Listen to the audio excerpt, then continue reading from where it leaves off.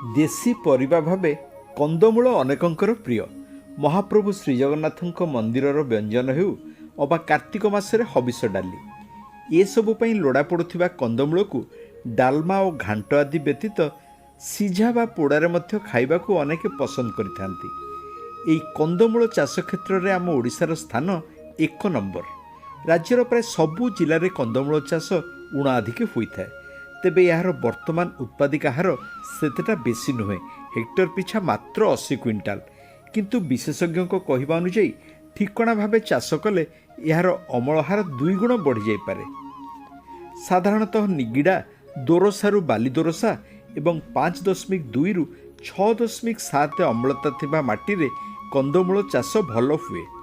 ओडिशा पई पूसा सफेद, गौरी, शंकर और श्रीभद्रा किसमर बिहनरू भल फल मिलता। कंदमूल ता डंकरू निज वंश विस्तार करिथाए।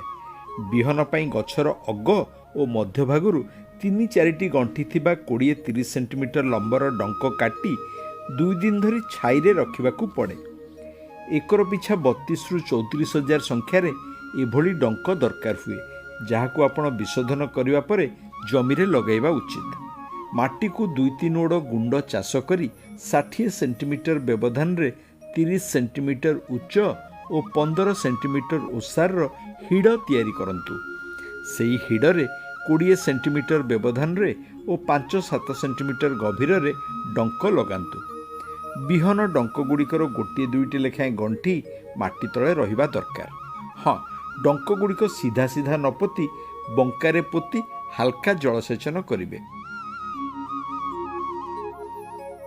डंक लगाइबा समय प्रति एकर पिछा 4 टन कंपोस्ट सह जबखारजान 15 केजी, फस्फरस 20 केजी और पोटासियम 15 केजी मिसाई प्रयोग करंतु। पुणी 30 दिन पर जबखारजान 15 केजी और पोटासियम 15 केजी दिंतु।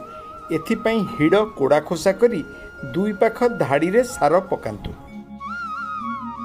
हाँ, पोटासियम सार प्रयोग प्रति विशेष ध्यान देबे, कारण यह कमिगले कंदमूल फाटी जाई पारे और चाषी उपयुक्त मूल्य न पाई पारंती। यापर आसुची परवर्ती समय रे कौन जत्न नेबे।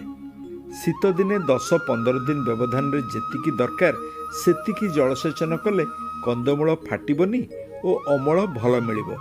जहा खाइले तो मिठा लागिबो, आउ भल दर पाइले चाषी मन भी मिठा होई जिवो।